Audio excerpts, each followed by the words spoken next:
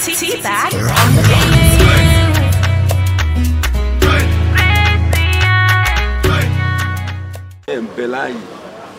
Wọ́n ní ó jẹun ọmọ, gba ọmọ ló sọ yẹn fún mi. Many things I don't wanna talk.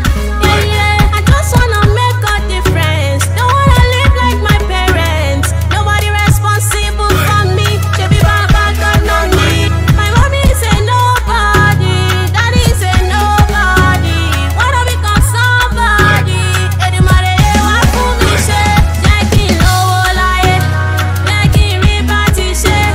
Jẹ́ kí n rówó ṣayé. Edumare wa ya my husband. Jẹ́ kí n lówó láyé. Jẹ́ kí n rí bá ti ṣe.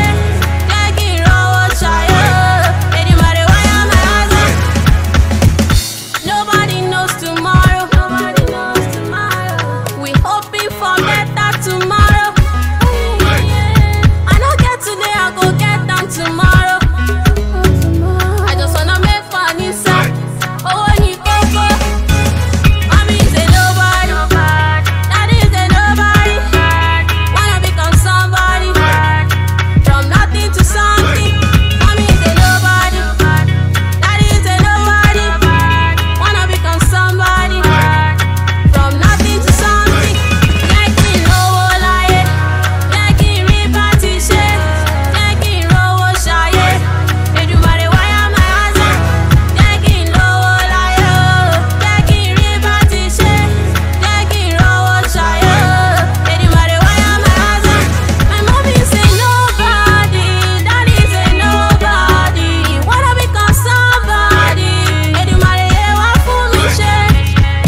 From nothing to some, from nothing to some, nothing to something, from nothing to some, from nothing to some, nothing to something. Jẹ́ kí n lówó láyé, jẹ́ kí n rí bá ti ṣe, jẹ́ kí n rówó ṣayé. Èdùmàrè wá yá my husband. Jẹ́ kí n lówó láyé, jẹ́ kí n rí bá ti ṣe, jẹ́ kí n rówó ṣayé. Èdùmàrè wá yá my husband.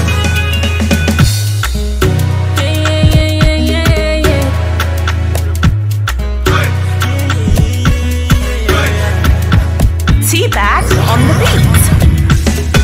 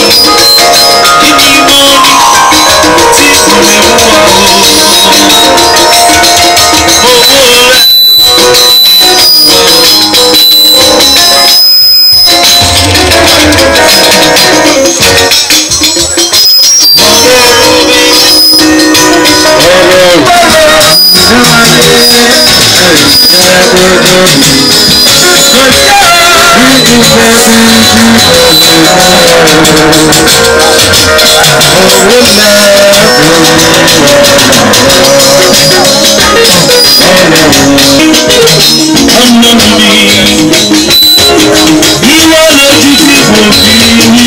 lójú tí kò fi ń lọ.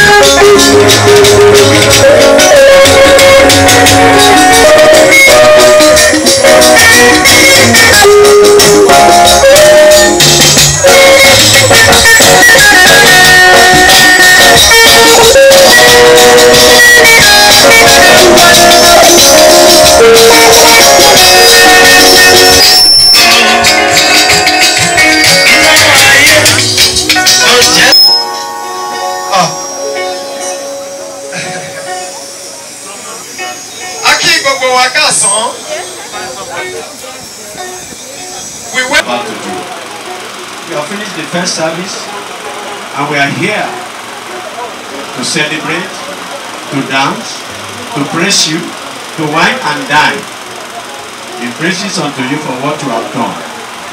Thou exalted Father, in the name of Jesus. And so our Father, we commit the whole program into your hands. We pray that you take absolute control, that your name may not be glorified in this gathering today, in the name of Jesus. Every strategy of the enemy masterminded against this program, we nullify them, we render them powerless in the name of Jesus Christ. Father, take glory. At the end, we have every cause to glorify your holy name the more. In Jesus' name we pray. Bóyá káwọn ọmọ wọn wá tọrọ yín tí wọ́n fẹ́ lò lọ́wọ́ mi torí èmi ni Ọlọ́run kó rán.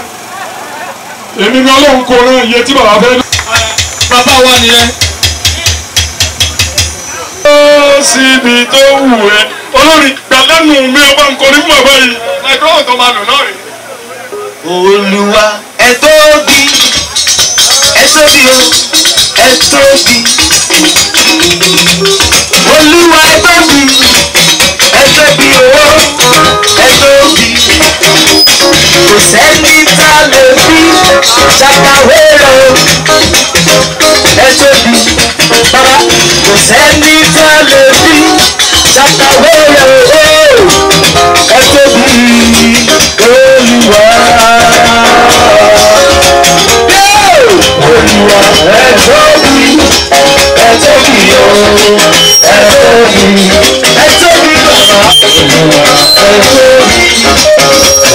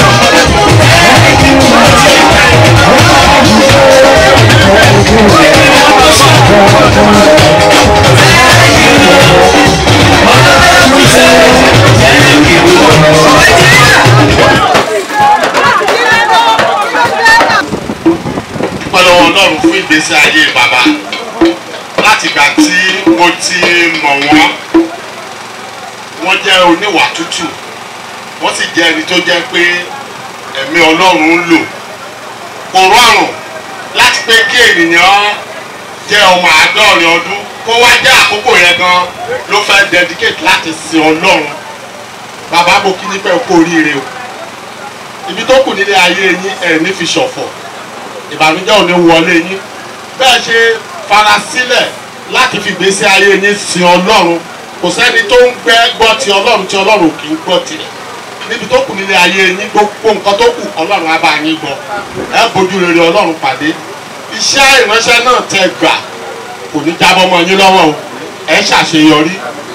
Fún àǹfààní àwọn tó ń sọ̀rọ̀. My name is Elder Jide Dagunduro. I'm an elder of the Seventh-day Adventist Church. It is because of the position of Baba that made me to attend. Anybody who knows Seventh-day Adventist Church, we don't really attend occasions on Sabbath. But when it comes to Baba, I can do anything. God bless you, sir. So I want to read the message of Engineer Francis Ilesami, who happens to be my brother, and he is unavoidably absent today. Baba knows the reason, and may God continue to bless the two of them together. So God bless you as you listen. All ministers of the gospel here present, our chiefs and elders, the learned gentlemen of the press if they are around, ladies and gentlemen, you are all welcome to this great occasion of honoring Elder Francis Olawuyi. It is my great pleasure to be the chairman of today's occasion, as no one else would have been the chairman of this occasion if not I. The he-goat says he has 3-in-1 relationship to the she-goat, her mother, a son, and a husband, as well as a protector. Kówe máa jẹ́ tẹ̀yìn àgbà. Òkúta ní ìbáṣe mẹ́ta lòun ní pẹ̀lú ìyá àwọn. Olóòrùn lọ ọkọ ìyá àwọn. Olóòrùn lọ ọmọ ẹ̀. Olóòrùn sì ní olùgbèjà rẹ̀. Fún àwọn tó rò pé méjì ní mẹ́ta ni.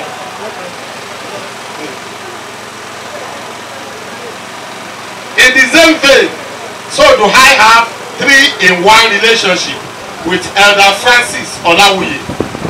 He is my brother, my namesake, they both bear Francis, and also our in-law, because Professor Damilola married from Ikwetu Ijesha. So those people were at Ibadan when I said Damilola is also an indigene of Ikwetu Ijesha. I think you can know this now. Today is not a day for long speeches, and I will explain by digressing a little bit. When I was 40 years old, I had a Solicitor General of the state as the chairman. He spoke for about 45 minutes, and in his speech, he enumerated and clearly explained the burdens and challenges associated with reaching 40 years. This made me to shiver and got scared of being 40 years old. To the glory of God and with prayers, I was able to surmount some of the challenges while others were not actually experienced. Today, we are all here to celebrate a man who is not 40 but a septuagenarian who has happily and successfully surmounted all those obstacles and at 40. I personally thank God for you and for the life you have lived as you mark your 78th today. The Bible says, teach us to number our days that we may gain a heart of wisdom. 70 years is remarkably different from 40 years because from time to time, from this time, all we ask from God is to reveal to us the brevity of life, which will help us possess the right wisdom that is important for our life, such that the choices or decisions we make in the rest of our stay on earth does not have negative consequences on our eternity, affect our generation, or stain the legacies we will leave behind when we exited. Once more, I want to thank God for my brother, Elder Francis Olawi, and congratulate you because you are a successful and fulfilled person considering all parameters of life, despite the tortures of your trajectory. Dr. Orlando Owo, the music legend, sang in one of his songs that destination can be changed, but destiny cannot be. You work hard in life to change your destination into oblivion and poverty, and therefore fulfilled your life destiny to become successful. It is my prayer that your destiny to live long life shall never change in Jesus' name. So those people believe that 70 is the year. I think you are wrong. Go and read your Bible very well. In Genesis 6 verse 3, God says he gave humanity 120 years, not 70. So I don't know the reason why David said 70, but I prefer what God said by his mouth. God said 120 years is the life of man, and that is the right thing. Let us claim the promise of God. As for me and Baba and many of us here, we will live up to 120 years. Oh, I just lost one of my uncles. He died at the young age of 122, and the children contributed to his early grave because they stopped him from going to farm at the age of 120. So 2 years later, he died. So if they had not stopped him from going to farm, he wouldn't have died. So children, please listen. Don't force our aged people by bringing them to your house. You keep them inside the house, lock the door, open television and AC. You want to kill them. Allow them to stay where they grow so that they can do what they are used to doing and they will live long. In Genesis 3:6, God prescribed 120 years. I pray you will live up to this in good health, sir. I believe that in your privacy, you would have given many testimonies of what God has done in your life from childhood to today, that you are 70 years of age. This is testimony time. There may be people sitting or not here today who might give their own testimonies of what God has done through you in their life. That is actually the essence of life. God will bless you in many more fold so that you will continue to lift up many more hands in Jesus' name. In concluding this speech, let me for the umpteenth time congratulate you, sir, for this achievement of 3 scores and 10, and welcome you to the new journey of life as life begins at 70 and not 40 anymore. This is the beginning of reaping the fruits of your labor. A time to visit your children anywhere in the world, play with them, play with your grandchildren, and tell them those tales by moonlight that we were told when we were young. My brother, I pray the Almighty grant you health, long life to enjoy the fruit of your labor. We are here today to celebrate with you as we wish you a happy birthday and many happy returns, sir. God bless you, sir. Ẹgbẹ́ mi pàtẹ́wọ́ fún bàbá àgbà òní tó lórílẹ̀. Ọmọ mẹ́rin ló bí. Làwọn ọmọ ẹ̀ bá takú pé kọ́lọ́ ti gbàdúrà wọn. Àwọn bẹ́ẹ̀ ló mú ìyá wọn kú òlóko káwọn máa gbé bọ̀ lé. Wọ́n ní tí bá ti ń kú òlé Jídé kó máa lọ ilé Táíwò. Tí bá ti ń kú òlé Táíwò kó máa lọ ilé Tọ́pẹ́ kó máa lóṣù méjì kí wọ́n máa gbé ìyá kiri. Ìyá ìdẹ̀rẹ̀ kí máa lọ hìrà lóko ni. Ìtí ìyá ẹ̀ mọ̀ ṣe tó gbádùn wá nìyẹn.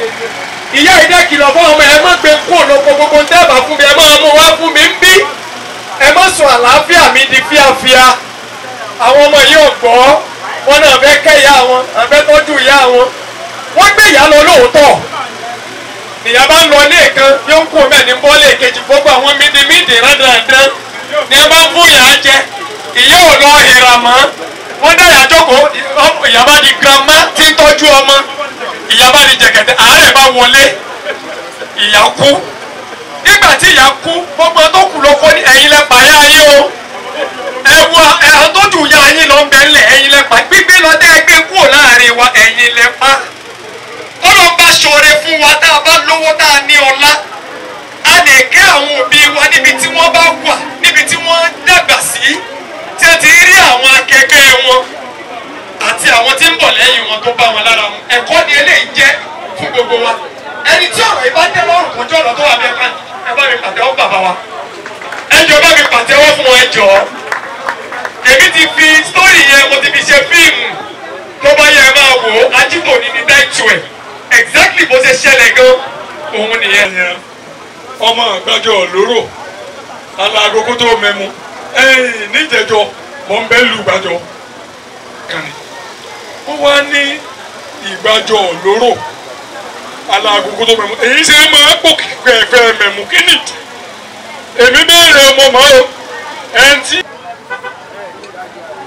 ìgbàjọ ìlú rọ̀ máa lágbo mẹ́mu ìlú tó nífẹ̀ẹ́ tí ó sì mọ tẹ́lẹ̀ nìkan ni tí bàbá yìí kọ́ tí ó bá ti gbé ẹmu tẹ̀lé látòkò tọ̀ ó ti gbé dé o.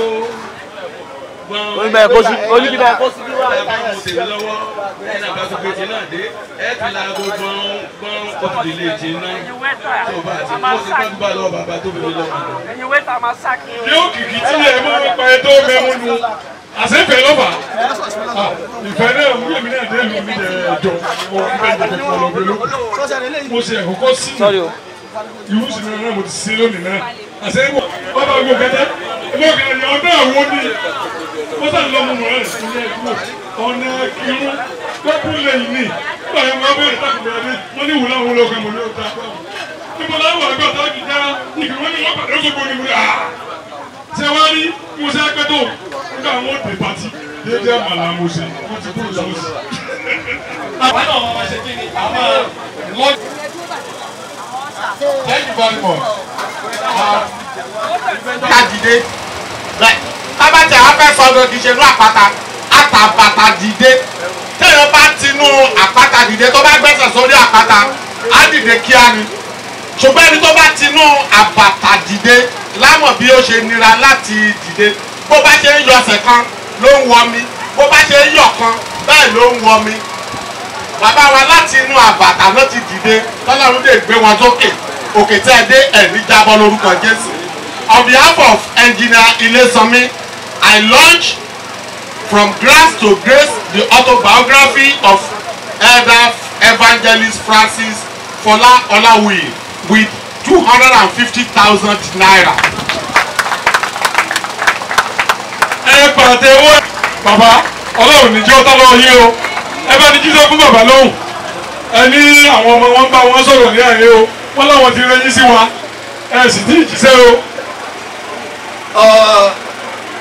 Bóyá kí á dẹ̀ ṣe báyìí nígbà tí chairman tí wọ́n dẹ̀ ti bá wa kọ́ lu agbami ti ìfilọ́lẹ̀ ìwé tó ní ṣe pẹ̀lú ìrìn àjò ayé bàbá wa. Where is Baba?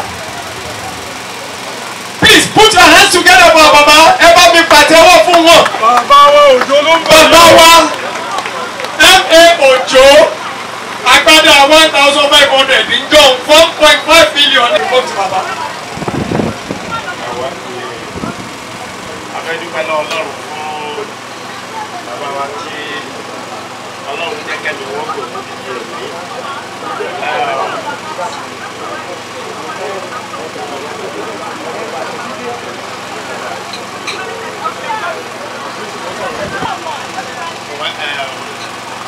Adúpẹ́ lọ́wọ́ Ọlọ́run fún àbúrò tí Ọlọ́run fún bàbá wa láti dé ipò yìí. Kò sí iye tí mo lè ń bì tó lè dàbí relationship wa. So màá launch ìwé lékejì ní 50,000 naira.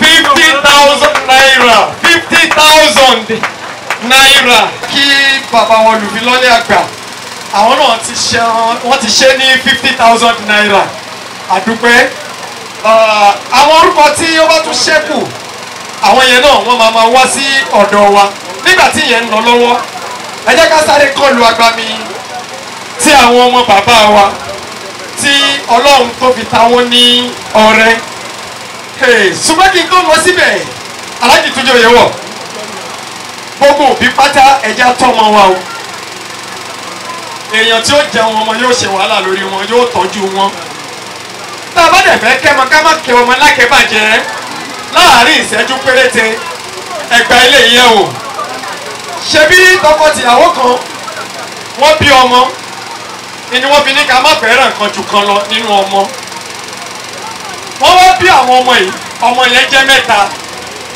wá rí tí wọ́n bí last yẹn the third born Tóyìn lórúkọ ẹ̀ obìnrin ni tó bá ti fẹ́ràn ọmọ yẹn jù yóò fìfẹ́ hàn sí ọmọ yẹn síyàlẹ́nu obìnrin ló máa ń sábà jẹ́ wípé wọ́n máa ń fẹ́ràn ọmọ jù tí wọn kì í fẹ́ kí bàbá wọn kó bá wọn wí ṣùgbọ́n lè wá jẹ́ vice versa ọkùnrin bàbá Tóyìn ló wá fẹ́ràn Tóyìn jù ẹ máa wo bí lọ́rọ̀ já sí tí Tóyìn bá jí láàárọ̀ tó bá ń prepare fún láti lọ sí school. ẹkún ẹni kí ni dáàdi ẹ máa ṣe màmá Tóyìn ó dàbí ẹni pé nǹkan jẹun lórí ẹ kí ló dé tó ń jẹ́ kó máa ẹ sunkún mo ṣe láìsí Tóyìn ní Indomie ló máa jẹ ó yà lọ sí Indomie fún tó o bá fẹ́ kẹ́rù ẹ̀ kú òun lé wọ́n lọ sí Indomie Tóyìn ò ní jẹ láìsí Tóyìn wá kọ̀ntínú báyìí níjọ́ mi wọ́n lè ṣe ẹ̀bà Tóyìn máa ní bírèdì. wọ́n wá ní òde kan tí gbogbo wọn ti raṣọ wọ́n ti ra fìlà wọ́n ti bá bàbá Tóyìn rántán wọ́n ti gbé sílé òde ìwá yá gbogbo àwọn tó kù bàbá Tóyìn ti dé bàbá Tóyìn ó tún wà lẹ́nu iṣẹ́ ni ó ní sásìkò ti tó ni ó ní ilé laṣọ òun wà ọ̀bọ̀rọ̀ yẹn ni bàbá Tóyìn wọ̀ lọlé pẹ̀lú àwọn tó kù ẹ̀ wọ́n tẹ̀lé pé tó bá Tóyìn ó ti dé láti skul mọ̀mẹ́ ẹ̀ náà wà ń bẹ̀ bàbá ẹ̀ bá dé wá ní mo sáré wá múra ni ẹ bá mi kó àǹkárá mi àti fìlà wọ́n bá kó àǹkárá àti fìlà fún bàbá bá wọlé ló bá change ló bá gé fìlà Tóyìn ti wà ní sitting room níbi táwọn ọ̀rẹ́ bàbá ẹ̀ jókòó sí ó wo gbogbo wọn ló bá ní dádì mi orí yín kò dàbí orí dádì yìí tí orí yín àbí ọmọ ẹ má bàjẹ́ kẹ kò bàjẹ́ ẹ change ẹ ni o ẹni kí ni Tóyìn ṣe ló bá wọlé lọ ló bá lọ má dá ó ní kí wọ́n gé orí bàbá òun kí wọ́n gé tí dádì yẹn sí bàbá bá mú ẹgbẹ́ ló bá lè nà kó gbọ́dọ̀ sunkún mímọ́ tuntun o dádì mi mímọ́ tuntun o bí Tóyìn ṣe tó ní ọyá ẹgbẹ́ orí dádì Tóyìn tá a bá fẹ́ kí ọmọ ká má kẹ́ lágẹ̀ẹ́ bàjẹ́ àní bímọ tí ó pa wá o àdúgbò pé bàbá wa yìí Dr. Matthew Olawuyi Dr. Matthew Olawuyi is a medical doctor medical consultant there in UCH Ibadan here. Please put your hands together for my brother. He is the firstborn of our baba. May you live long. Ẹ parapọ̀ ẹ ṣe ẹ̀yẹ fún bàbá wa ẹ dojú tì wọ́n. Wọ́n tọ́ yín ẹ̀yin náà dẹ̀ gba ẹ̀kọ́ ẹ̀ ní ṣubú ẹ̀mí. Gbogbo kò yóò wù tẹ́rí kẹ́ẹ́dé láyé àwọn ọmọ yẹn jù yín lọ. Please have your seat, sir. Àwọn Joshua Olawuyi engineer Joshua Olawuyi where is he? Are you there? Oh, please put your hands together for the engineer. Oh my God. Ṣé bàbá engineer ti máa ń kọ́ àwọn tí wọ́n máa ń kọ́ lẹ́kì yẹn ni àbí? Wow, wọ́n ti ròyìn yín fún mi. Mo ní the 3 bedroom flat ìrànlẹ̀ rí. Ẹ sọ̀rọ̀ dáadáa kámẹ́rà gbé yín. Ẹni tó gbé mi débi sọ pé mẹ́tàgbà mo mọ̀ ó sórí rẹ́mi lẹ́nu. Ìyá mi ti kú bàbá mi ti kú. Ìyàwó mi ò mọ̀ ọ́ bẹ́ẹ̀. Bàbá mi ò jẹ́ gbádùn. Bí mo ṣe rọ̀ bàbá onílé ò jẹ́ gbádùn. Owó sùkú òwe náà mo tún jẹ́. Kí ìfọkàn mi ẹ sọ sínú microphone. Owó mẹ̀gẹ̀rọ̀ tó wọlé àdẹ̀rọ̀. Yéé nígbà tí bàbá nǹkan ò ní sẹ̀mí ẹgbẹ́ ẹgbẹ́ àwọn bàbá kan á ní ó ṣe wá jẹ́ pé àwọn ìyá ni ẹ máa ń jèrè ọmọ bàbá ẹ̀ jèrè ọmọ mo ní bàbá tó bá sojú sí ẹ tó hàn sọmọ ẹ yóò jèrè ọmọ èrè lẹ́yìn ẹ̀yìn jẹ́ kẹ́kẹ́ ẹ̀yìn tí jẹ́ kẹ́kẹ́ ẹ̀yìn ò lè kú báyìí. Let me quickly recognize the presence of my sister engineer Deborah Atinike ní Olawuyi. Where is she? Where is my sister? Engineer Deborah Atinuke. Engineer Mrs. Deborah Atinuke. Bóyá wọ́n sábà àwọn àlejò. No worry. Oh, she's coming. She's on her way. She's on her way. Please put your hands together for her. Put your hands together. Ẹ tí o bá máa jàmàlà lọ́wọ́ àbí sẹ́ mo yọ welcome my sister. Chemical engineering. You are welcome. Ẹ má worry, mo sì máa pẹ́ bẹ́ẹ̀. Ọláwuyì is also a medical doctor. Dr. Michael Ọláwuyì. Where is he? Where is he? Where is he? Are you the one? Oh my God. Please put your hands together for him. Put your hands together. You welcome my brother. May God bless you. Oh my God. Tí Ọlọ́run wá ní kí ó mìlú tìtì pẹ̀lú orúkọ tí mò ń wò yìí àti àwọn oyè kànrìnkànrìn tó wà ń bí.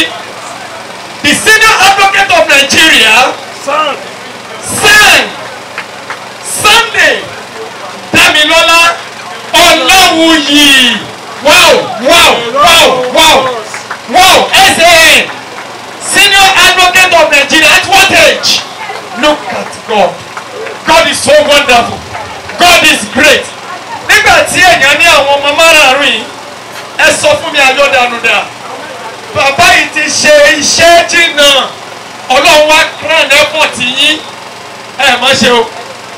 Oògùn kan o. Ẹ má dún àgbà o. Nínú ẹni tó lọ́ọ́ fẹ́lẹ̀ yìí wà. Ó ní ẹ̀mí òun máa ṣoore fún àwọn tí òun bá nífẹ̀ẹ́ sí. Bàbá, kò sí nǹkan méjì fún yín tó ju ọpẹ́ lọ. Ẹ̀yin ṣáà máa dúpẹ́. Ọpẹ́ yín máa kàn sí. Now, mo kàn recognize àwọn ọmọ bàbá ni when it is time to call them out, I will do. But lórí book launch, I want to back on it. Àwọn orúkọ kan wọ́n tún ti wà ń bí. Alájúwájú èrè wọ̀, over to you. To grace. Wọ́n pe ẹni ọ̀wọ́ pásítọ̀ lẹ́yẹ Ọlákúlókúsẹ́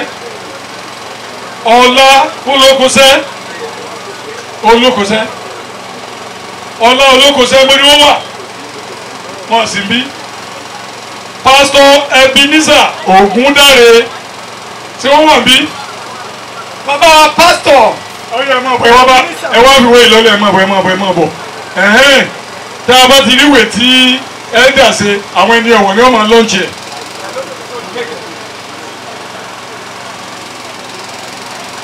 Bàbá wa wọ́n ní ẹ̀yìn ọba ní fìwé ìlọ́lẹ̀.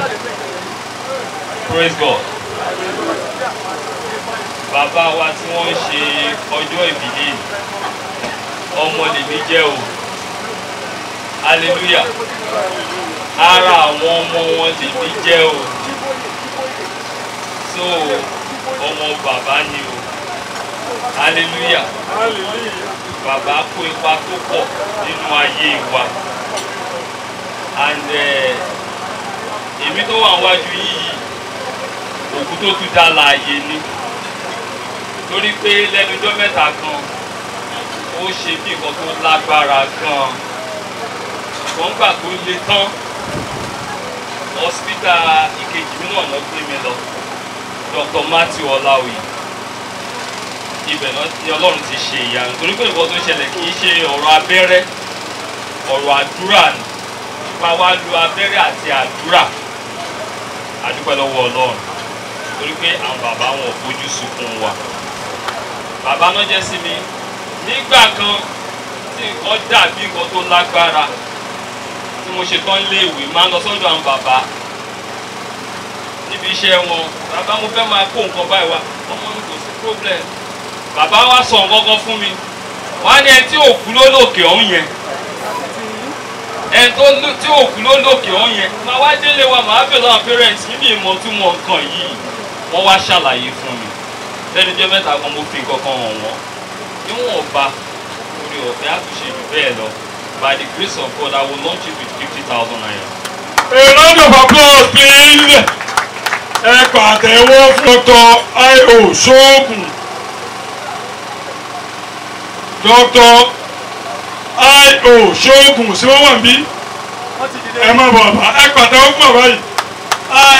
Mọ̀ yí pé gbà mí tí èèyàn bá pàtẹ́wọ́ dáadáa ẹlòmíì lè fẹ́ fi 100,000 lẹ̀ ṣùgbọ́n tó bá rí báwọn èèyàn ṣe pàtẹ́wọ́ fún oríire ó wù á ní ẹjẹ́ ń sọ di 500,000 ẹjọ́ bá pàtẹ́wọ́ fún bàbá wa. Praise the Lord. Hallelujah. Ká dúpẹ́ lọ́wọ́ Ọlọ́run fún ọ̀rọ̀ tí Ọlọ́run gbogbo wa. Abẹ́rù lọ́pọ̀ yìí lónìí, mo gbàdúrà bàbá, olùwà fẹ́ dàgbẹ̀dà gbogbo Olúwa yóò fi fún yín. Eléyìí kò ní jẹ́ àṣìmọ̀ fún yín. Àánú Ọlọ́run ẹ ó rí gbà. Àbúrò yóò máa tẹ̀síwájú náà yé yín. Ní orúkọ mi àti ìjọ Christ Gospel Assembly, I bought 3 of these book for 50,000 naira.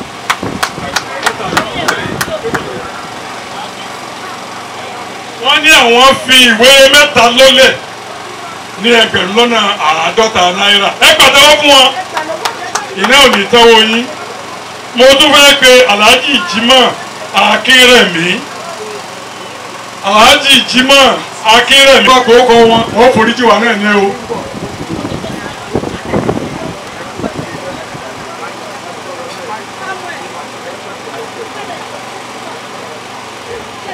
Ẹni àmì òróró ẹ máa bọ̀ bẹ́ẹ̀ ṣe ń bọ̀ náà ẹ̀yin ló yẹ kẹ́ ẹ fìwé ìlólẹ̀. Hallelujah o.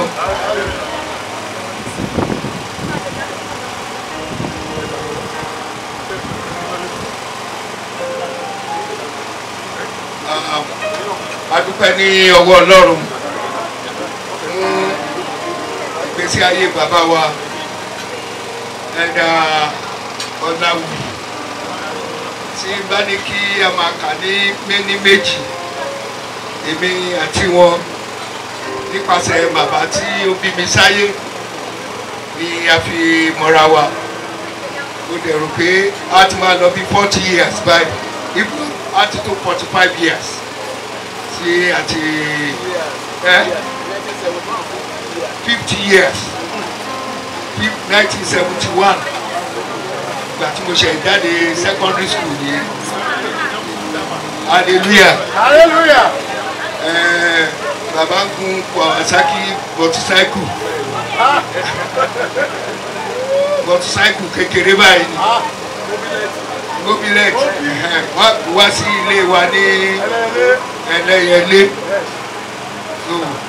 àtìgbà yẹn náà ni àtijọ́ fẹ́ràn ara wa kan tó wá múnú mi dùn ní wípé wọ́n wá mú bàbá tó bí mi pa Julius Àdùbí Olókoṣẹ́ olórí iléeṣẹ́ J Olókoṣẹ́ building and civil engineering construction and sons wọ́n gẹ́gẹ́ bí bàbá tí wọ́n gangan kí bàbá tó fọ̀rọ̀ lọ wá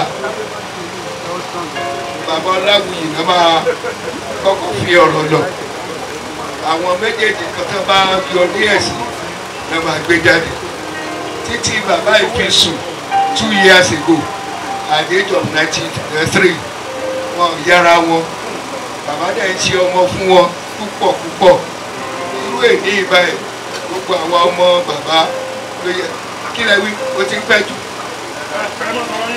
ló yẹ kí á wà níbí bẹ̀t nítorí pé gbogbo wa all over the world a sì ń lé èmi nìkan náà ni ó fẹ́ dàbẹ̀ tó wà ní Ìbàdàn tó bàbá ní orúkọ gbogbo àwọn ọmọ Julius Àdùbí Olókoṣẹ́ akéèkó oríire o ẹ kú tọ́jú bàbá wa púpọ̀ wọ́n tọ́jú bàbá wa wọ́n ṣojú wọ́n ṣẹ̀yìn ìgbà tí bàbá kú wọ́n dúró tì wá láti sin òkú náà ìwé yìí going by the title ẹni tó bá mọ ìgbésí ayé bàbá wàá mọ ìgbé title tí ó yẹ kí ìwé yìí ní gan lónìí from grass to grace from grass to grace láti pẹ̀pẹ́lẹ̀ báyìí títí lókè Ọlọ́run tó mú ìdókè kò ní padà lẹ́yìn yìí ẹ̀dẹ̀ kó àforítì torí iṣẹ́ tí wọ́n ń ṣe wọ́n kàn wọlé sí sitting room dáàdì mi níjọ́ náà ni wọ́n ní iṣẹ́ báyìí ni mò ń ṣe wọ́n fi ìgboyà wọlé wọ́n ṣe di ọmọ bàbá nìyẹn ní agbára Ọlọ́run ẹ tẹ̀lé ìpẹ́ ẹ lo 80 ẹ lo 90 ẹ lo 120 Ọlọ́run lòun ò ní báyàn jà mọ́ ó nítorí pé ìgbésí ayé ènìyàn ó ní 120 years are his days. Ìlérí Ọlọ́run fún ayé yìí yóò wá sí ìmúṣẹ. Mósè ló kọ Psalm 90 àbí 91 ni tó sọ pé 70 ọdún ṣáà ní ọdún ènìyàn. Òun gan ló 120. Nígbà tó pé 70 Ọlọ́run ò tí ì pé. 80 lọ́lọ́run tó pé. Ẹ̀yin lẹ fún kí n sọ̀rọ̀. Ẹ má kánjú.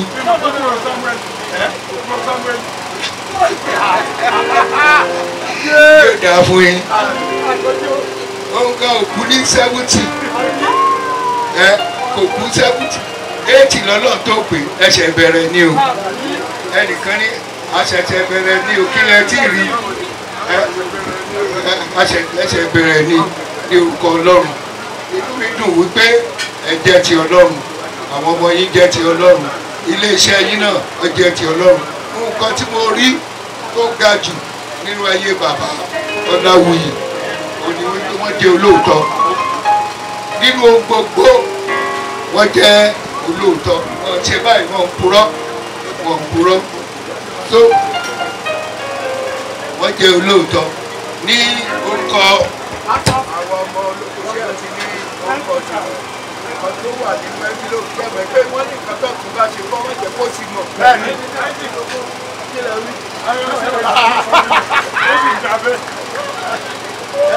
méjèèjì àfi lọ́lẹ̀ méjì rẹ̀ kó fún mi. Ìkan fún mi ìkan fún gbogbo ẹbí ilé òkú Ọlọ́run ti bàbá ti ọmọ Jésù òkú àwa ẹjọ́ mo rẹ̀ fẹ́ tọrọ àforíjì. Ló fà kiri ẹ má bínú ibi tí a wà òun láti conduct wedding service kan ó yẹ kó parí ní between 11:30 and 12. 12 ni mo ti gbéra tí mo ti ń bọ̀ ká tó débi ní go slow láti Alákíá òun ni mo ti ń bọ̀ so go slow ló fà kì í ṣe àfojúdi o want to be celebrated Ọlọ́run dẹ̀ máa celebrate yín mo dẹ̀ fẹ́ dúpẹ́ lọ́wọ́ gbogbo àwọn ọmọ tí wọ́n forí kò láti múnú yín dùn àwọn náà dàgbà o gbogbo ẹni tó wà níbí ẹ dàgbà o in the mighty name of Jesus ẹ ṣe bù. Ẹ pàtẹ́wọ́ fún bàbá ilé ìlú àwọn ọmọ yẹn náà wà ní. Ayọ̀ Ògúnrìndé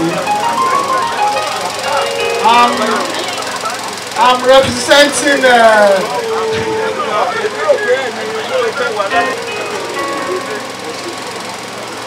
I know our daddy through his son, and that is engineer Joshua Olawuyi. They happen to be a very good contractor, working for us. And throughout the time I've known our daddy, they have always been very good at whatever they are doing, especially when it comes to the steel work that they major in.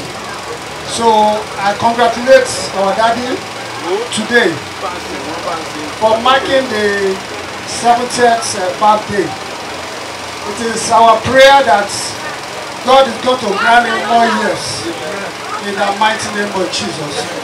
We will all gather together to come and celebrate with them, even at the age of 80, 90, 100 and more. In Jesus' name. Okay, on behalf of myself and the Managing Director, Old Construction, we are launching the book with a sum of 50,000 naira.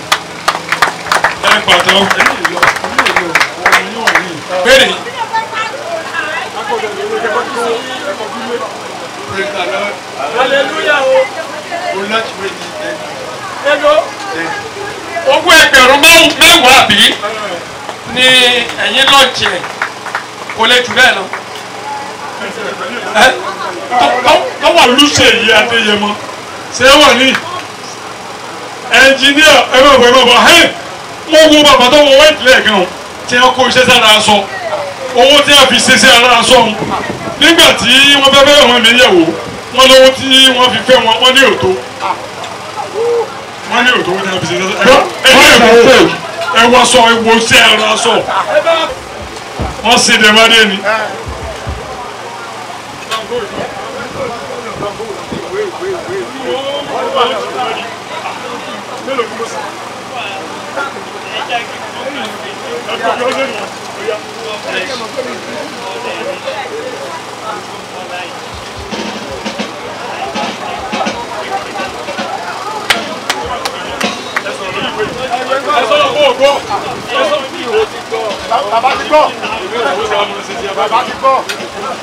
wọ́n ní bàbá wọn náà ti bá bàbá fi orí korí lágbára lọ́wọ́ Ọlọ́run ọjọ́ ọ̀dàlẹ́ o lẹ́yìn náà bá ṣe irú ẹ̀yẹ pè wá o àwọn ọmọ tí yín náà wọ́n ó ṣe ẹ̀yẹ fún yín o àwọn tá a ti pè lẹ́ẹ̀kan tí wọn ò sí ń bí Alhaji Jimoh Akérèmí ṣe ti dé ọjà tó ọ̀wẹ́ tí ì dé a tún pe ẹlòmíì Chief Fagbenle babolóye àbọ̀ òdìsókòtò wọn ni rárá ó lé o òdìsókòtò ni ó gba odidi èèyàn.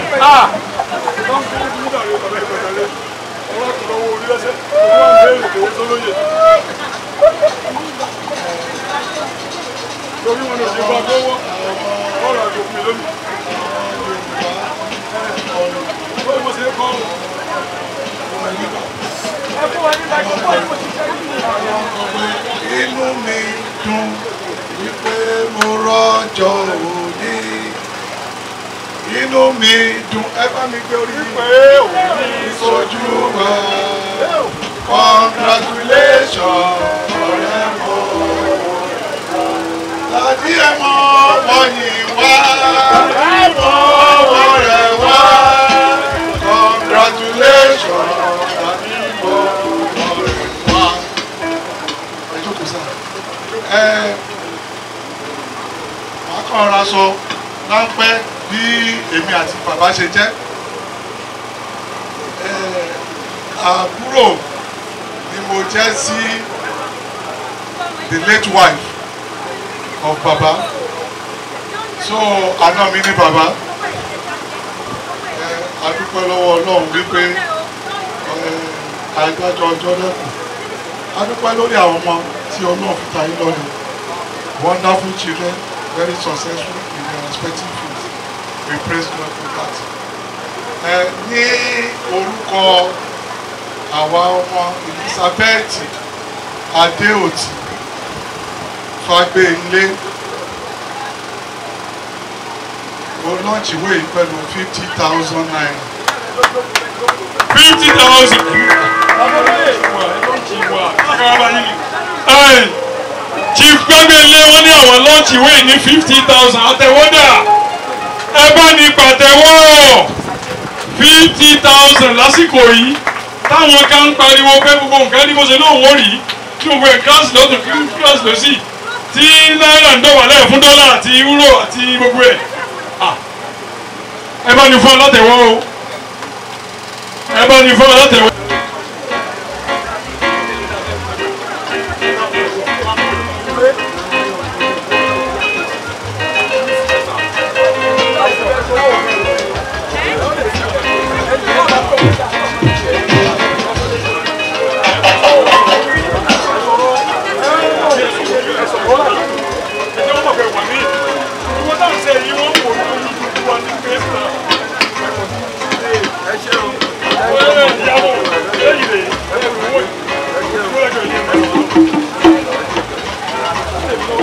Hallelujah.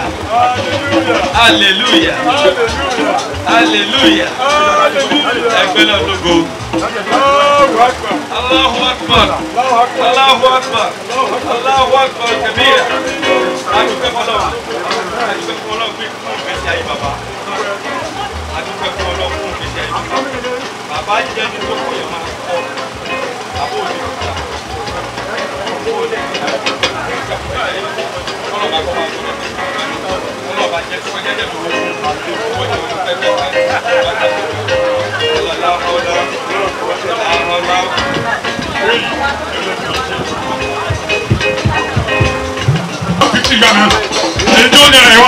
Kí olórí wa Wálé Davis Wálé Davis àkọ́kọ́ bọ̀. Ayé ò bá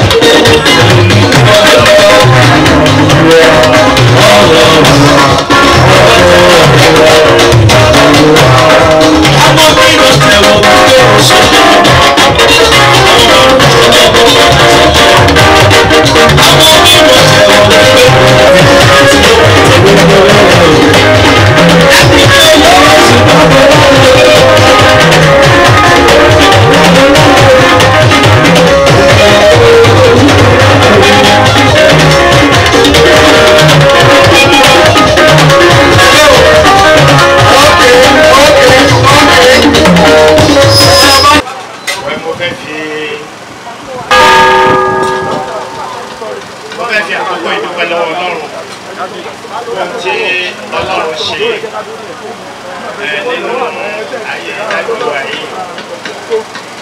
dúpẹ́ lọ́wọ́ ọlọ́run gidigidi torí pé ọlọ́run ló dá wọn sí nítorí pé orí tí ó bá jọba ìkúléwé a dúpẹ́ gidigidi nítorí pé ìbẹ̀rẹ̀ ó le díẹ̀ ọ̀rẹ́ làwọn méjèèjì ó tilẹ̀ jẹ́ pé wọ́n gba bí oṣù tí mẹ́nu lọ́wọ́ mi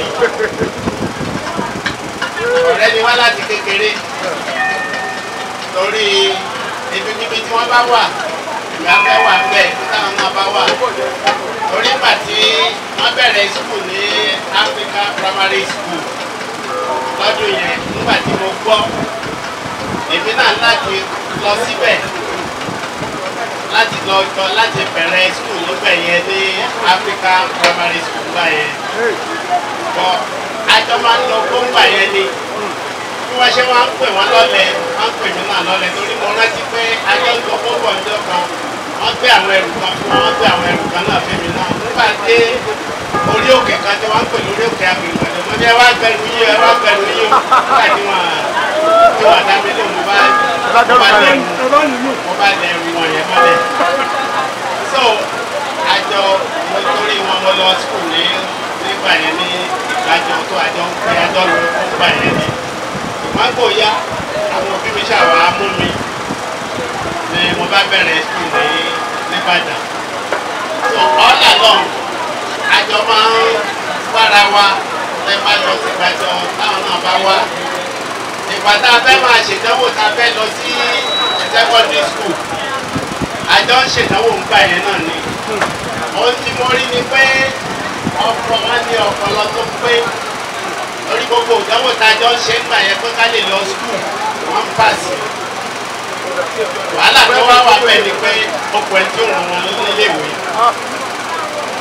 èyí ní pápá tí mo tẹ́bi náà pàṣẹ láti mo rántí pé àṣèdánwò kíríjì nígbà yẹn ìfẹ́ tó máa rán yàn wọ́n wá nígbà tí èmi fẹ́ lọ wọ́n wá sọ fún mi pé àwọn á lọ kọ́ṣẹ́ pé kí mi máa lọ skul náà bí wọ́n ṣe ń kọ́ṣẹ́ yẹn náà tẹ́bi náà bá ti skul yẹn ibi tí wọ́n wà náà ní ìlú náà máa ń wá tó ìgbà tí wọ́n ní iléeṣẹ́ ẹlẹ́yẹlé àwa wọn lọ ìgbà tí wọ́n ní iléeṣẹ́ ní lójú ọ̀nà ń bì ó ti ẹ̀tọ́ ń pààyàn tẹ́mi wà sùn tí bá jẹun sáńdílé bàbá wa bàbá Fájòyè àbí tí bá kàwé tán bẹ̀ torí wọn ti parí ilé wọn bẹ̀ yìí tí bá kàwé tán bẹ̀ ọ̀dọ̀ wọn mo ti ń bọ̀ wá jẹun títí tí wọ́n fi ṣe ìgbéyàwó àjọ sùn lórí bẹ́ẹ̀dì kan náà nígbà tí wọ́n ń ṣiṣẹ́ aṣọ tí wọ́n bá wọ̀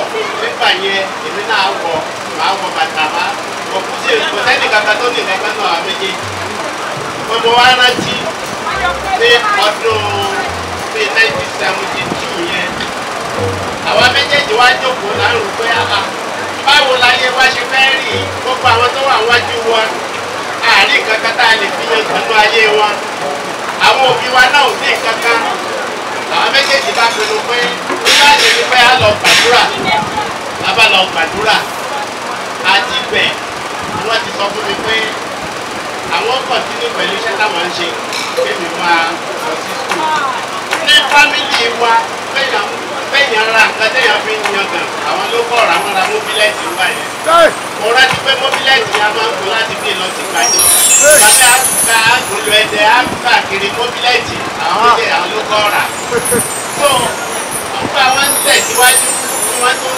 ṣègbéyàwó àjọ ń gbé náà ni tó jẹ́ pé ọmọ àkọ́kọ́ tí wọ́n bí àmì tó bí inú àwọn méjèèjì tó rá àwọn méjèèjì lájọ ń gbé káàkiri tó bá ṣe àgbé oríṣiríṣi nǹkan báyìí ṣùgbọ́n a dúpẹ́ lọ́wọ́ Ọlọ́run torí pé wọ́n mọ Ọlọ́run kò ṣeé ṣe fún ènìyàn lórí nípa ìgbésí ayé èèyàn kò sí lọ́wọ́ èèyàn bí kò bá ṣe wọ ọwọ́ Ọlọ́run tó Ọlọ́run ló ṣe gbogbo ń tà nílé ní a sì fi ọpẹ́ fún Ọlọ́run àmì ìyànjú tẹ́mi ó fẹ́ gbà wọ́n ni pé ẹni tó bá pé 70 báwo ìyá ṣe ń sọ éèjì tí wọ́n kọ sínú báìbù ní 70 to 120 between 70 and 120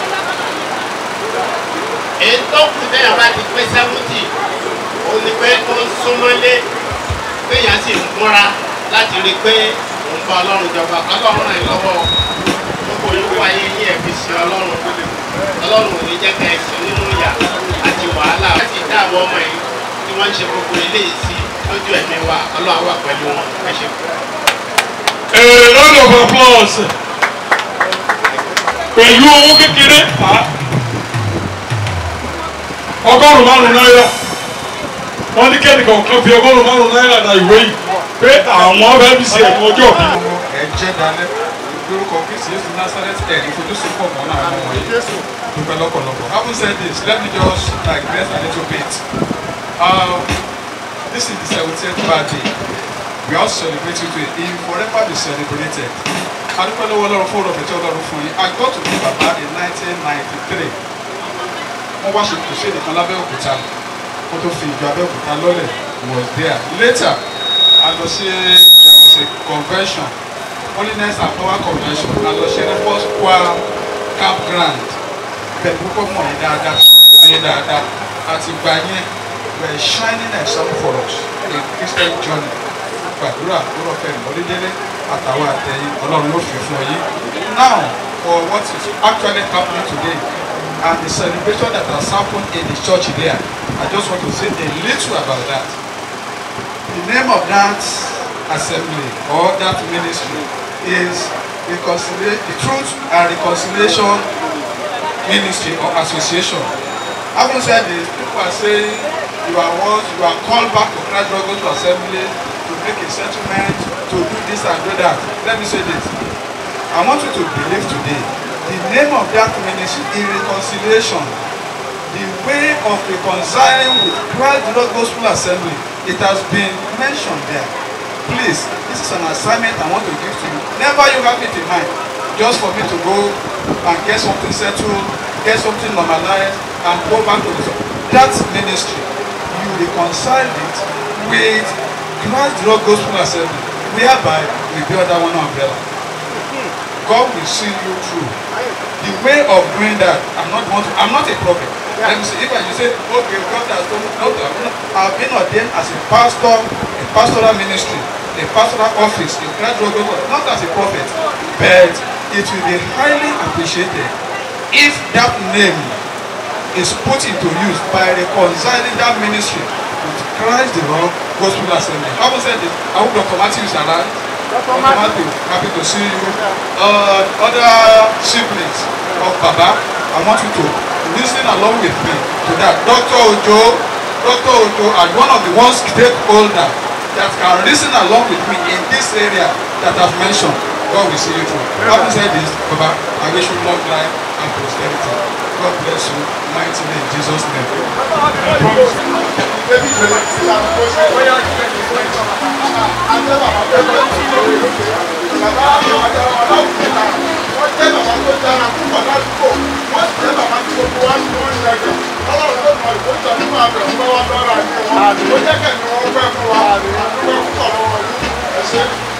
Gbogbo community ẹ wá sà ẹ wá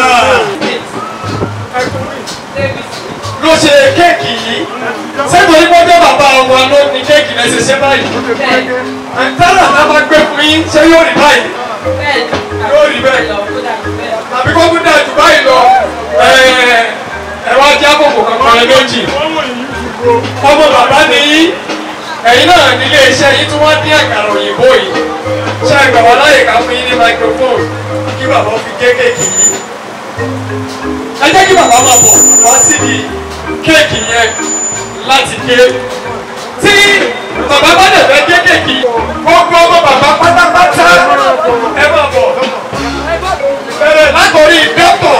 Matthew Ọláwuyì engineer Joshua Ọláwuyì engineer Deborah Àtinúkẹ́ Dr. Michael Ọláwuyì àti senior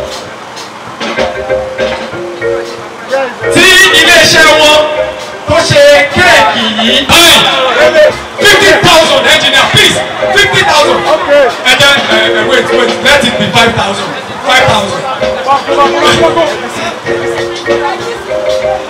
now I will hand over the microphone to engineer Deborah Àtinúkẹ́ ní Ọláwuyì.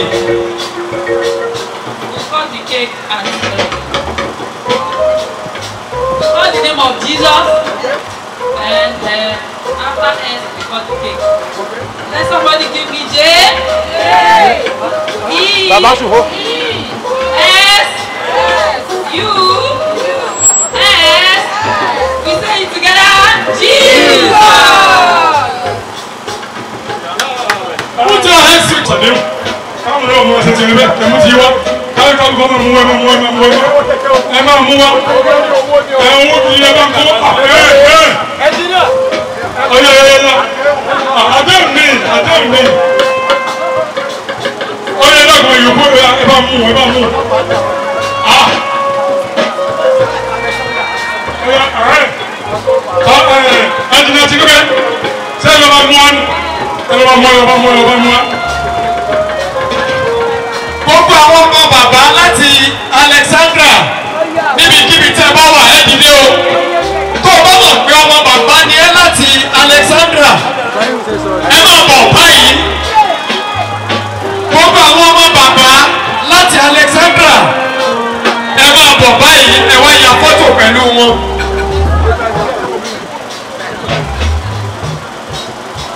Ṣé àwọn dà láti Alexandra?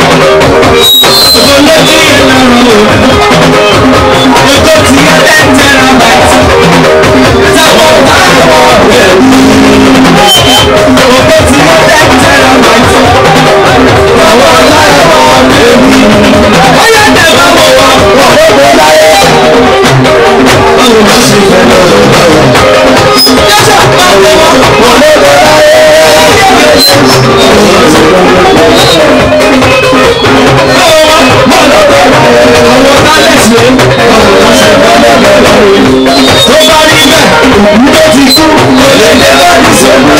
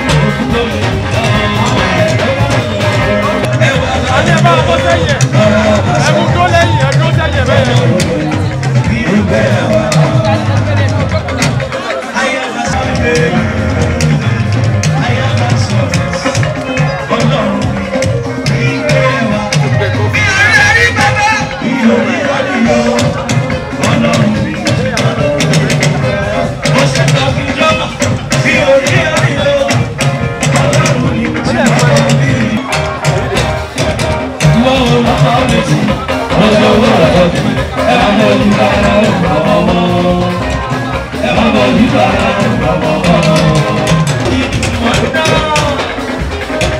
ìmọ̀ ọ̀rọ̀ méjì ọjọ́ owó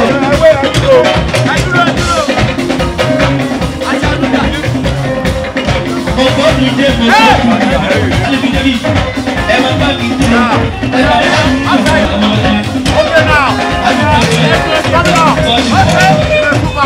Ọláyé ló ní tẹ̀lé ọláyé ló ní ẹni bẹ́ẹ̀ ọláyé ló ní.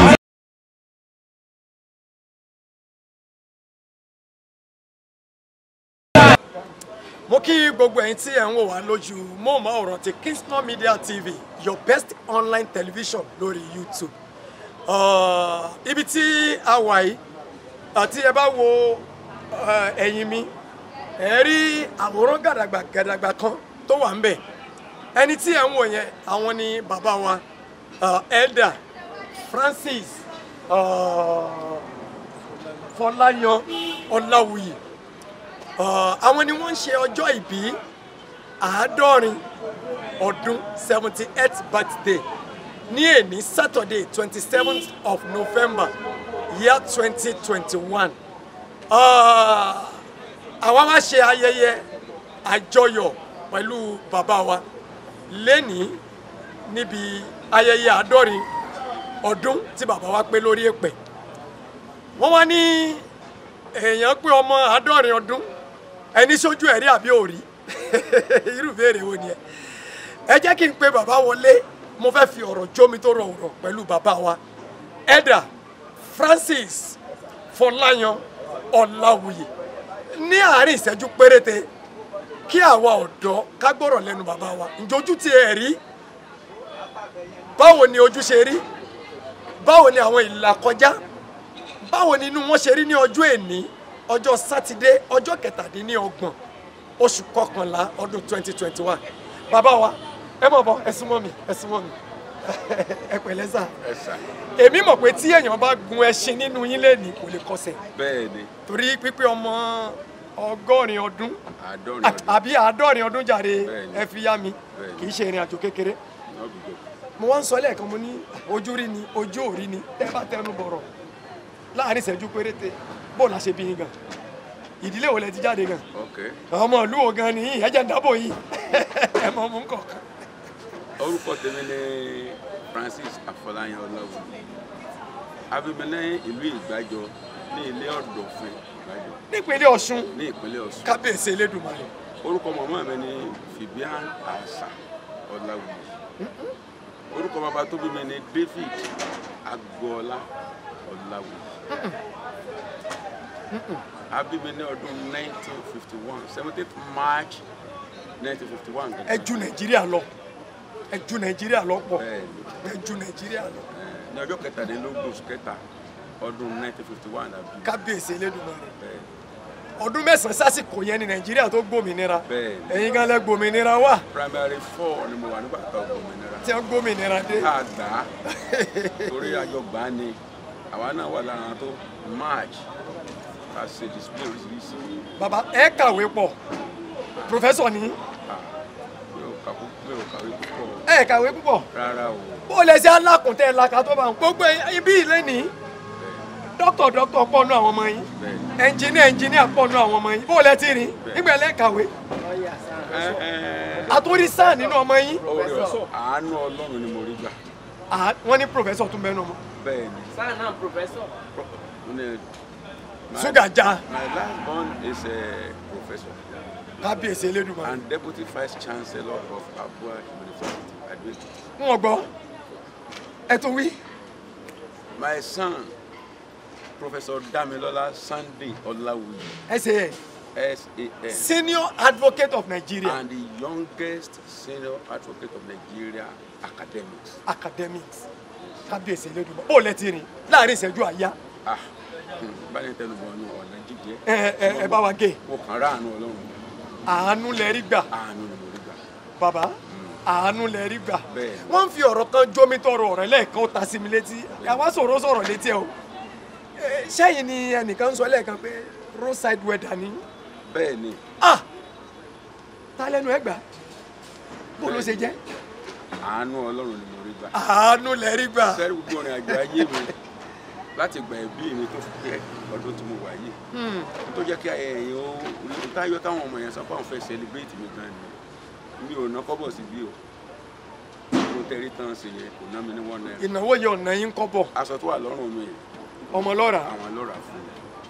àwọn ló láwọn bá mi dúpẹ́ lọ́wọ́ Ọlọ́run pé mo rí àánú Ọlọ́run. pé bàbá àwọn rà àánú gbà kábíyèsí Elédùmarè. ṣùgbọ́n tá à ń ṣe lọ́wọ́. bàbá tá a bá ń ṣerú nǹkan báyìí ìmọ̀ ń wù mí ká kọ́gbọ́n tá a bá sì rẹni tó ṣàṣeyọrí àwọn náà lábì á mọ̀ pé ọgbọ́n inú wọn kọ́ ẹ ti sọ gbólóhùn tó lágbára àánú lẹ rí gbà tó bá jẹ́ lómi nánà mo ṣe báyìí nígbà mo gbé bàbá yìí nígbà mo gbé sọ̀ ń gbọ́ ìwọ onígbéraga ẹ̀dá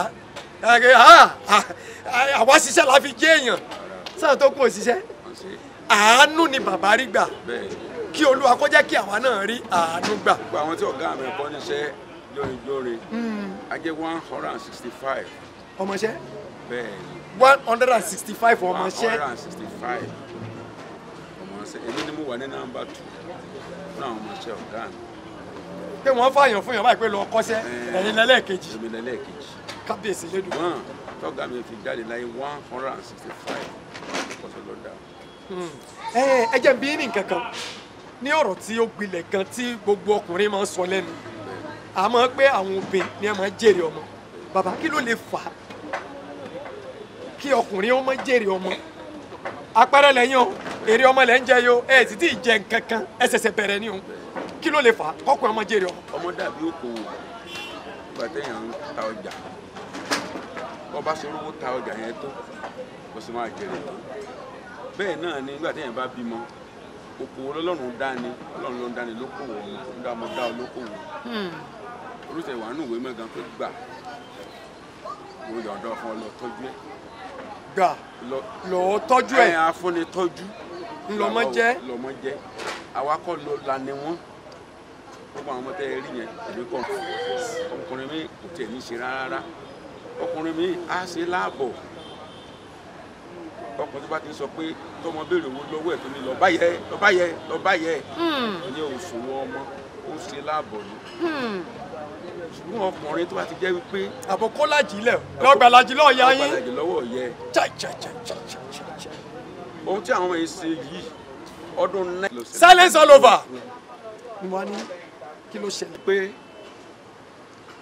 káyà tí mò ń lò 504 yẹn ó dúró dáadáa ńlẹ̀ gbogbo wọn pátápátá mo wá lóòdù ọkọ̀ òkun gbogbo wọn yìí mo wá mú ẹrù wọn mọ́tò yẹn gbẹ́nu sókè báyìí mo wá lọ ń já wọn nílé wọn gbé wọn ní kọ̀ọ̀kan. lọ́dún 1992. bẹ́ẹ̀ ni gbàtà gbéra àwọn tògbómọ̀ṣọ́ wọn kọ́ lọ já bẹ́ẹ̀ ni àwọn tògbómọ̀ṣọ́ wọn kọ́ lọ já. àwọn ti Benin ni mo kọ́ lọ já àwọn kan wà ní Benin mo kọ́ lọ já wọn yẹn gbàtí mò ń bọ̀ mo kọjá sí Iléṣà. ẹ tún já wọn kan bẹ́ẹ̀. mo tún já wọn kan síbẹ̀ wàá tó kó lẹsẹ wàá lẹsẹ lọ kírun. àkàn náà tún kàwé kírun. àkàn náà tún kàwé kírun. ẹ tún já wọn bẹ́ẹ̀. mo já wọn bẹ́ẹ̀. epo wa wọn lọ́dún yẹn gan-an so gbà tí mo já tàwọn kírun tán epo tó wà ní mọ́tò lè dé Ìbàdàn mo ti délé epo kan lóṣogbo mo bá páàkì mọ́tò bá sòsì nínú mọ́tò. ẹ sùn lọ.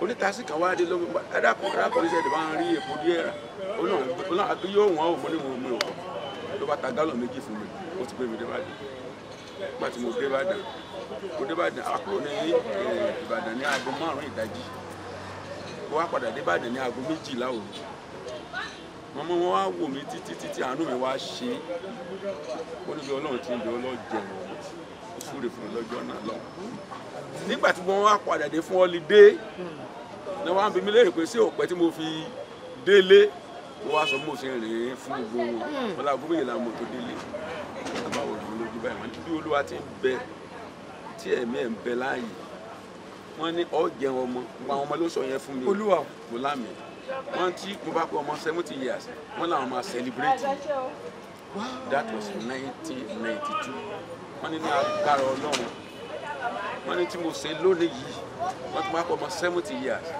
wọ́n làwọn máa celebrate olúwa dẹ ọ̀rọ̀ jáde àṣẹ tẹ̀lé ṣe sì wà tẹ̀lé. kábíyèsí Elédùmarè. so ìlérí tán ṣe níjọ́ yẹn lọ́hùn. ni wọ́n wá múṣẹ yìí. bẹ́ẹ̀ bàbá wa béèrè bó nínú yín ṣe dùn. bàbá gẹ̀ẹ́sì náà pẹ̀lẹ́ fọ́sẹ̀ ó mi dùn púpọ̀. bàbá wa. torí pé nínú ìrìn àjò ayé mi wọn à celebrate mi báyìí rí. ìgbà tí mo ṣègbéyàwó kò rí báyìí. kábíyèsí Elédùmarè. so pé kan àwẹ̀ jẹ́wẹ̀ mi tó lágbára báyìí àkọ́kọ́ rẹ̀ nínú ìrìn àjò ayé. bínú yín ṣe dùn yẹn láàrin ìṣẹ́jú kan gbogbo àwọn ọmọ yẹn àti àrọ́mọdọ́mọ tí ó mọ̀ tara wọn jáde ẹ pàṣẹ sínú ayé wọn. lórúkọ ti Jésù Olúwa gbogbo àwọn ọmọ mi. àti àrọ́mọdọ́mọ tí ó mọ̀ jáde nù wọn. lórúkọ sì mo déèyàn ńlá. àṣẹ o àmín. nínú ayé mo ga. àmín. òkè bẹ́ẹ̀ lẹyẹ ń fọ̀n. àmín. kò sí kankan náà ọmọ mi. àti àrọ́mọdọ́mọ. àtọ̀ àwọn àrọ́mọdọ́mọ mi. iwájú bẹ́ẹ̀ lọ́pàá ibi tí rí sí. ọ̀rọ̀ jáde o. iwájú bẹ́ẹ̀ lọ́pàá ibi tí wọ́n máa rí sí. àṣẹ tẹ̀lé o orí bẹ́ẹ̀. gíga nílé tiwa ní Ọláwuyì bá a ṣe fi kọ́ra ní búwa tí n sáré lé race. ó kọ́ àwọn ilé ní ìwé dáadáa mo ti sọ pé mo yá yín ní o gbogbo owó iléèwé tí mò ń san fún mo ń yá yín ẹ san padà o. báńkì wọn wọ́n san sí. wọ́n ní báńkì wọn làwọn san sí mo ní báńkì fún àwọn ọmọ tẹ́ ń bí. àwọn lẹ́sàn fún. àwọn ọmọ tẹ́ ń bí yìí lẹ́sàn owó tí mo yá yín fún. kábíyèsí Elédùmarè. bẹ́ẹ̀ mi ṣe kọ́ yín ní ìwé yẹn gangan bẹ́ẹ̀ lè ṣe máa fún àwọn ọmọ yín àfi tí ó bá tiẹ̀ tún bí jẹ́ náà. mo sì dúpẹ́ lọ́wọ́ Ọlọ́run wípé n tó ń ṣẹlẹ̀ lọ́wọ́ ni wọ́n ti bá mi san gbèsè. tí wọ́n jẹ yín. ẹ̀ kàn jẹ yín. a dúpẹ́ lọ́wọ́ Ọlọ́run ọba Elédùmarè èyí tó dùn mọ́ mi nínú jù náà ni wípé gbogbo ọ̀rọ̀ yín ẹ̀ ń kó kọ́ Ọlọ́run lọ́rùn ẹ jẹ́ ká mọ̀ wípé àánú lẹ rí gbà.